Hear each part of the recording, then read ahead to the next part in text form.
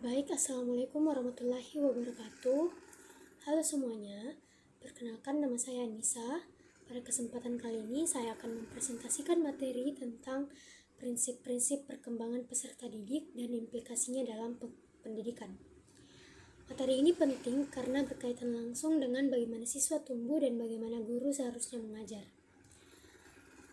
Pada slide kedua, yaitu latar belakang, perkembangan ini merupakan sesuatu yang pasti dialami oleh setiap manusia sepanjang hidupnya, mulai dari bayi hingga dewasa. Dalam proses ini, setiap peserta didik memiliki perbedaan baik dari segi kemampuan, kecepatan belajar maupun cara memahami sesuatu. Oleh karena itu, guru perlu memahami bagaimana perkembangan siswa agar dapat memilih metode pembelajaran yang tepat. Jika guru memahami hal ini, maka proses pembelajaran akan menjadi lebih efektif dan tujuan pendidikan dapat tercapai dengan lebih baik. Selanjutnya yaitu pengertian perkembangan. Perkembangan adalah proses perubahan yang terjadi dalam diri individu secara bertahap dan berkelanjutan, mulai dari lahir hingga dewasa. Perubahan ini tidak hanya terlihat dari fisik saja, tetapi juga mencakup cara berpikir, kemampuan berinteraksi dengan orang lain, serta bagaimana seseorang mengelola emosinya. Melalui proses perkembangan ini, seseorang akan mengalami peningkatan kemampuan dalam berbagai aspek kehidupan. Selanjutnya yaitu aspek perkembangan.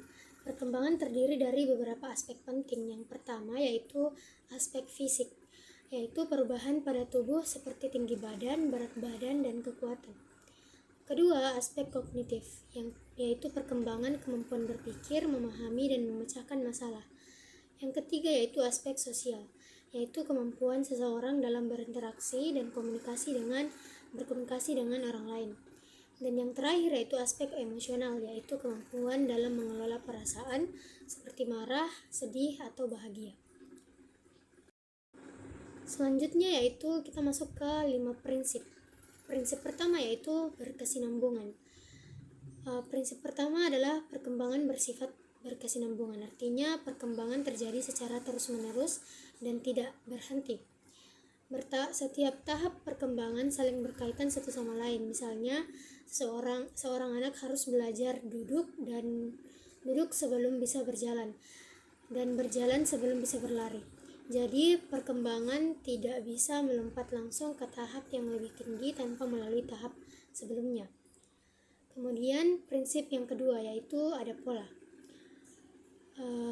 Perkembangan biasanya dimulai dari hal yang sederhana menuju hal yang lebih kompleks.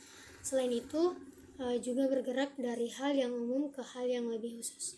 Contohnya, anak kecil awalnya hanya bisa memegang benda secara kasar, kemudian berkembang menjadi lebih terarah dan terkontrol.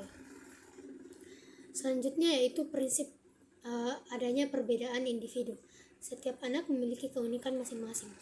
Ada siswa yang cepat memahami pelajaran, ada juga yang membutuhkan waktu lebih lama. Hal ini merupakan hal yang normal. Oleh karena itu, guru tidak boleh membandingkan siswa satu dengan yang lain, melainkan harus menghargai perbedaan tersebut. Selanjutnya, prinsip yang keempat. Perkembangan dipengaruhi oleh 2 faktor utama, yaitu faktor internal dan faktor eksternal. Faktor internal berasal dari dalam diri individu, seperti genetik atau bawaan sejak lahir. Sedangkan faktor eksternal berasal dari lingkungan, seperti keluarga, sekolah, teman, dan budaya. Kedua faktor ini saling berinteraksi dan sangat memengaruhi perkembangan seseorang. Selanjutnya, prinsip kelima adalah perkembangan bersifat terpadu, yang artinya semua aspek perkembangan saling berkaitan. Misalnya, jika seorang anak mengalami masalah emosional, maka hal tersebut bisa memengaruhi kemampuan belajarnya. Karena itu, perkembangan tidak bisa dilihat hanya dari satu aspek saja, tetapi harus secara keseluruhan. Selanjutnya, implikasi dalam pendidikan. Dalam dunia pendidikan, prinsip perkembangan ini memiliki banyak implikasi, yaitu guru harus menyesuaikan pembelajaran dengan tahap perkembangan siswa Materi yang diberikan harus sesuai dengan usia dan kemampuan mereka.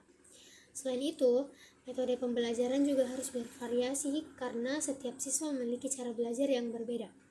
Lingkungan belajar juga perlu dibuat nyaman agar siswa merasa aman dan termotivasi untuk belajar.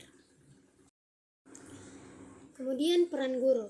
Guru memiliki peran yang sangat penting dalam mendukung perkembangan siswa. Guru harus memahami karakter masing-masing siswa, memberikan motivasi serta membimbing mereka dalam proses belajar.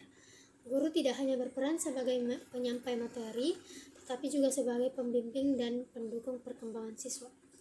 Selain itu, guru juga harus menghindari pembandingan siswa karena setiap siswa memiliki keunikan masing-masing. Sebagai kesimpulan, perkembangan merupakan proses yang terjadi secara bertahap dan setiap individu memiliki perbedaan. Oleh karena itu, dalam pendidikan, pembelajaran harus disesuaikan dengan kebutuhan dan perkembangan siswa. Demikian yang dapat saya sampaikan. Terima kasih. Wassalamualaikum warahmatullahi wabarakatuh.